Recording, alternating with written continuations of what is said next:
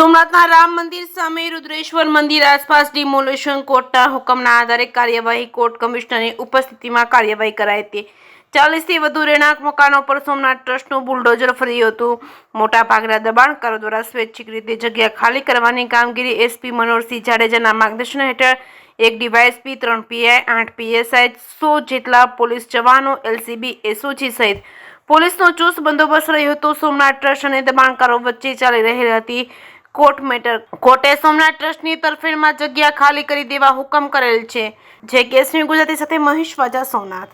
નામદાર કોર્ટના આદેશથી આજે જે મંદિરની જે જગ્યા છે રુદ્રેશ્વર મહાદેવ અને એની આસપાસના ઘરો ટોટલ 40 જેટલા ફેમિલી છે એ તમામને જે મૂળ માલિક છે સોંપવાની પ્રક્રિયા અત્યારે ચાલુ છે.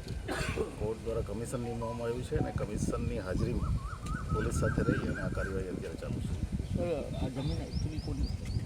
સોમનાથ ટ્રસ્ટની જગ્યા છે. ઘણા વર્ષોથી આ લીગલ મેટર હતી. 2003માં આનો ચુકાદો પણ આવી ગયો હતો અને ત્યાર પછી હમણાં કોર્ટ કમિશનની નિમણૂક થઈ છે અને કોર્ટના આદેશના અનુસાર અત્યારે કાર્યવાહી ચાલુ છે. ડિમોલેશન થશે સર? કોર્ટના હુકમ મુજબ કાર્યવાહી ચાલુ છે. અત્યારે કેટલી પોલીસ અત્યારે લગભગ 100થી વધારે પોલીસ છે, 10 અધિકારીઓ છે, ડીવાયએસપી, પીઆઈ, તમામ કાર્યવાહી શાંતિપૂર્વક રીતે ચાલુ છે. Ready done.